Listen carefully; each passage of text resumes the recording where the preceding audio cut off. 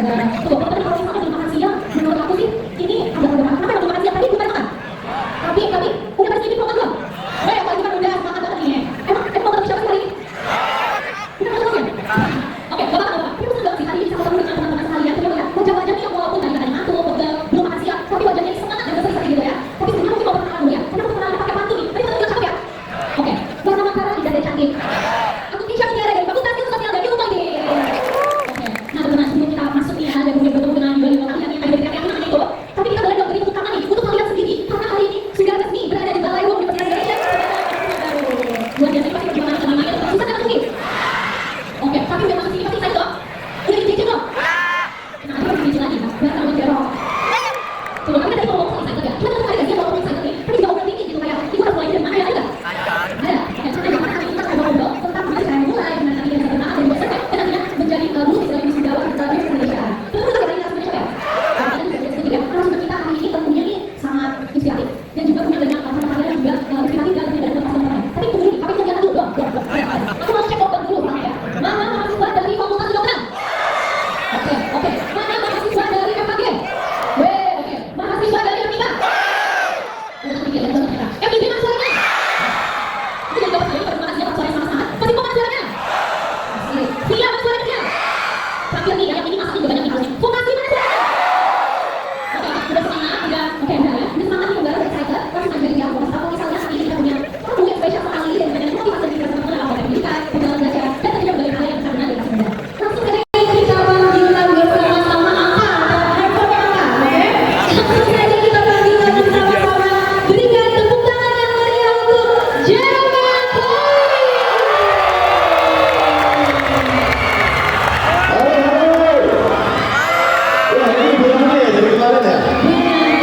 Mantap, selamat sore mahasiswa baru Universitas Indonesia. Tadi aku di belakang dengar pas dipanggil FIKA semua yang matematika mana matematika? Banyak banget anak-anak kayak Rich, ngapain sih Jen, alay lu bawa kamera ngomong di depan kamera. Kalau aku sekarang benefitnya ya bisa networking, bisa dapat uang, bisa dari sama brand dan lain sebagainya. Even sampai kalau aku nggak mulai YouTube, aku nggak mungkin ada di sini. Ya aku kalau aku harus turun lagi, ya aku akan mulai. Aku nggak akan takut dengan benefit yang juga daripada lossnya gitu. Ya kan? Jadi bisa jadi tips juga tuh ya Bang, untuk kayak kita tulis nih kira-kira sebenarnya resiko yang kita takutin tuh apa? Karena kadang kalau cuma di kepala doang, ngumet sendiri. Yes. Benar. Dan seringkali kita tuh lebih apa ya? Kita tuh lebih menderita apa? Kalau dalam bahasa Inggris tuh we suffer more in our life than in reality. Kita tuh lebih sering menderita atau kayak takut di pikiran kita daripada realitanya. Padahal yang kita takutin itu seringkali nggak terjadi sih. Lebih jarang terjadi daripada yang kita nggak takutin. Gitu sih. Oke, nah selanjutnya nih Bang Jerome. Yes. Kalau misalnya Bang Jerome balik lagi gitu ya ke masa-masa menjadi mahasiswa baru nih, di masa teman-teman sekarang, terus melihat teman-teman lain tuh kayak udah punya arah. Oke teman-teman, menurut aku masa-masa masuk kampus, menurut aku jarang ada orang yang udah tahu mau ngapain. Karena bedanya kita sekolah sama kita masuk kampus itu adalah kalau dari pribadi aku, ketika sekolah semuanya udah diarahin sama guru. Hari ini kita belajar ini ya, Senin sampai Jumat belajar ini, nanti kalian bisa pilih ekskul, udah gitu, ya kan? Yang mau lomba serah lomba dan sebagainya. Tapi ketika kita masuk kampus, itu ibarat kita masuk ke hutan dan jalan keluarnya ada banyak jalannya. Dan kita tuh nggak bisa nentuin mana yang benar mana yang salah. Karena apa? Karena setiap orang itu punya jalannya masing-masing. Terutama ini di kampus, kalian bisa contohnya nih, kalian akan dapat mata kuliah wajib, ya kan? Nah, terus kalian bisa juga pilih mata kuliah pilihan. Nah, ini kan semua orang udah berbeda-beda ya. Ada orang yang mungkin akan mengejar jumlah SKS yang banyak, nggak salah. Ada orang yang akan, tidak aku nggak usah ambil terlalu banyak mata pelajaran. Aku fokus dia di wajib-wajib aja, tapi aku mau nambah intern, atau aku mau nambah organisasi, atau aku mau nambah kepanitiaan dan lain sebagainya. Banyak banget ada proaktifnya UKM, ada proaktif nanti mau exchange dan sebagainya. Jadi nggak ada betul, nggak ada salah. Cuma ketika kamu pertama kali masuk kampus, menurut aku pertama itu harus beradaptasi, ya karena akan berbeda banget sama sekolah. Nah setelah beradaptasi kita bisa mulai explore diri kita di bidang-bidang yang menurut kita menarik. Ya, contohnya, aku ingin ikut ini, coba ikut organisasi. Aku ingin coba ikut UKM. Aku ingin coba ini. Setelah coba, kita akan tahu apakah atau hal ini cocok sama kita atau enggak. Dan semakin banyak kita mencoba, dan semakin cepat kita mencoba, kita akan tahu, kita akan lebih kenal sama diri kita. Dan menurut aku orang yang lebih cepat kenal sama dirinya, itu yang akan lebih cepat untuk bisa menentukan jalan mana yang mereka mau dan bisa fokus di situ. Aku dulu, hal pertama aku ikut, hampir semua aku ikutin. Aku ikut kayak kepanitiaan, aku ikut UKM, ikut organisasi, sambil di YouTube juga. Ya akhirnya waktu kita kan terbatas, waktu dan kita terbatas, gak mungkin kita bisa ngelakuin semuanya.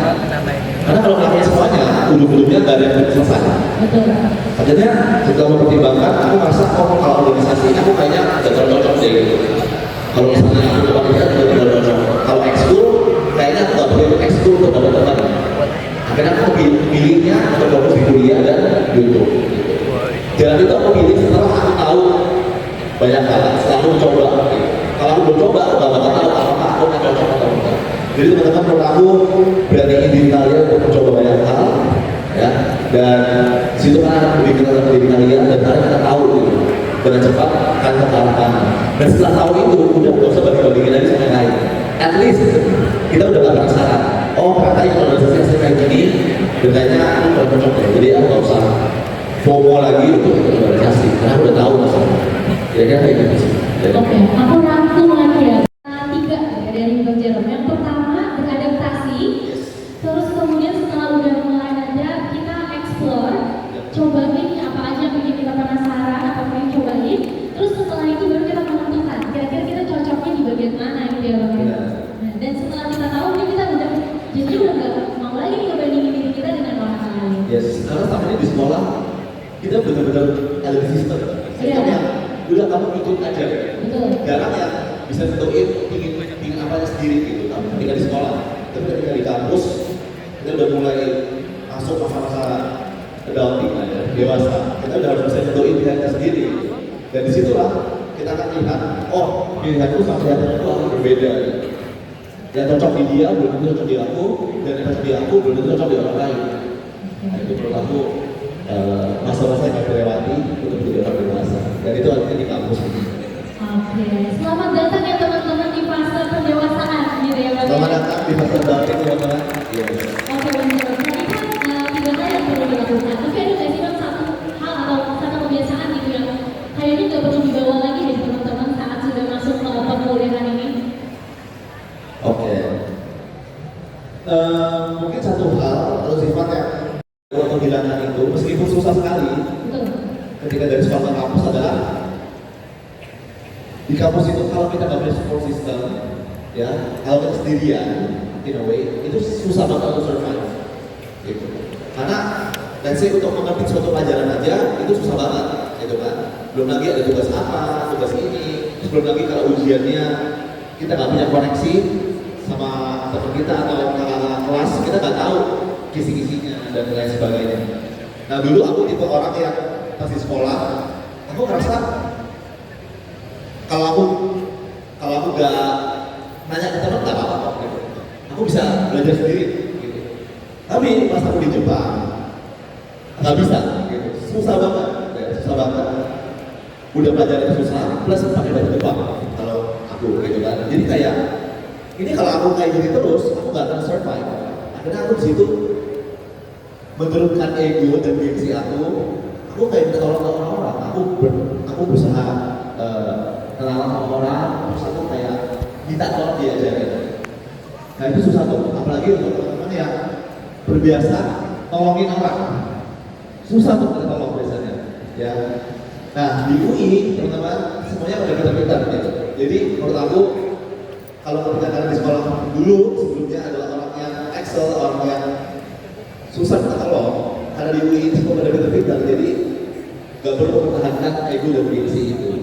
Karena ujung-ujungnya pertama punya support system dan network di kampus itu penting banget. Aku setuju banget sih sama Bang Jal, karena experience-ku gitu ya berkuliah di UI tentu saja rada susah sih kalau misalnya harus solo fighter ya. Yes. Karena ada banyak banget challenges yang kita bakal temuin gitu along the way. Dan kalau misalnya kita ada rasa takut untuk berkoneksi, takut untuk berjejaring, untuk gak ada teman, itu rasanya akan jadi berat banget sih Bang Jal. Tentunya juga mungkin akan relatable, apalagi untuk teman-teman yang misalnya merantau ke sini. Benar. Jadi teman-teman boleh dilihat kanan kirinya gitu ya, berkenalan dari acara ini juga mungkin Ya, dari sekarang bisa. karena kan kalau hari ini kan masih dicampur nih fakultas-fakultasnya gitu, jadi luar biasa. Jujur aku iri sih lihat masa-masa orientasi di kampus Indonesia. Karena di Jepang itu cuma sekali dan kayak itu dikumpulin di ruangan, terus ada guru presentasi kesana. Gitu loh, jadi gak ada kesempatan untuk kenalan, gak ada acara yang bikin bisa kenalan gitu. Ujung-ujungnya aku harus lumayan SKSD gitu loh, kayak misi Srimasen gitu kan, ngomong aku dari Indonesia gitu-gitu. Sedangkan, oh ya, dulu challenge utama dari aku adalah satu angkatan itu yang orang Indonesia cuma aku doang. Jadi cuma ada orang Jepang, terus orang dari China, sama orang dari Korea. Cuma ada 3 negara itu, dan ada satu negara selain negara itu negara Indonesia. Ya aku gitu. Jadi challenge-nya lumayan berat untuk kenal-kenalan, tapi ya paksa diri kalian. Dan itu yang bikin berkembang. Boleh berkenalan tapi sulit banget ya. Ada yang bawa buku aku. Wah. Oke, lanjut nih. Yes. Kan tadi kita udah ngomongin tentang gimana sih mulainya harus seperti apa. Tadi udah dikasih 3 tips and triknya nih dari Bang Jerome. Terus juga apa kebiasaan yang tidak perlu dibawa gitu ya. Terus selanjutnya Bang, kan kalau misalnya jadi mahasiswa itu kita disebut-sebut agent of change gitu ya. Ya. Agen perubahan, dan itu tuh bisa 2 output. Satu terasa seperti jargon aja, atau terasa malah seperti tekanan gitu Bang. Ya. Nah menurut Bang Jerome sebenarnya perubahan tuh seperti apa sih? Apa sih yang kita bisa lakukan nih sebagai mahasiswa untuk bisa menjadi agent of change gitu Bang Jerome? Menarik pertanyaannya. Agent of change menurut aku ini tuh sangat-sangat personal dan subjektif. Ya. Kalau dulu pas aku masih sekolah atau mahasiswa, aku merasa oh agent of change itu harus kayak gini gitu. Harus punya followers banyak, harus punya big influence, harus punya jabatan dan lain sebagainya. Tapi ujung-ujungnya setelah aku melewati banyak proses, aku merasa semuanya personal. Ya, agent of change itu jadi personal. Kenapa? Contohnya aku, kalau aku sekarang ketika aku seminar kayak gini teman-teman, mungkin nggak semua orang dengerin. Betul. Mungkin nggak semua orang merasa, oh ini sharingnya bermanfaat kayak gitu. Tapi di otak aku adalah satu orang aja mendapatkan manfaat dari apa yang aku omongin hari ini, itu udah cukup buat aku. Satu orang aja berubah hidupnya karena mendengar kesaksian aku atau sharing aku, itu udah cukup buat aku. Jadi KPI itu apa ya? KPI atau kalau ukur sukses atau agent of change itu kalian tentukan sendiri gitu. Dan karena itu personal, jadi kalian gak usah taruh ukuran orang lain ke diri kalian sendiri gitu. Dan jangan taruh ukuran kalian ke diri orang lain. Intinya kita membanding-bandingkan, itu pertimbangan.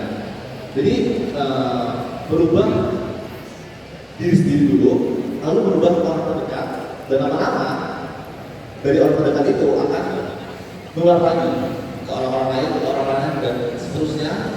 Dan kita bisa jadi agen perubahan. Tapi sangat susah untuk kita berubah satu negara. Let's say kalau kita nggak bisa berubah dan terdekat dengan bahkan diri kita sendiri. Nah, jadi menurut aku jadi agent of change adalah sesuatu yang personal dan kalian tahu sendiri. Oh, bahkan ya teman-teman, di lingkungan kalian sendiri, di keluarga kalian, contohnya aku, di keluarga aku, kita jarang. Dan saya dulu pas di Jepang ya, pas di Jepang jarang pisahin sampah. Aku dulu nggak biasa pisahin sampah, gitu kan. Dan aku nggak biasa bawa sampah terus aku ngantongin, karena di Jepang itu jarang banget ada sampah gitu.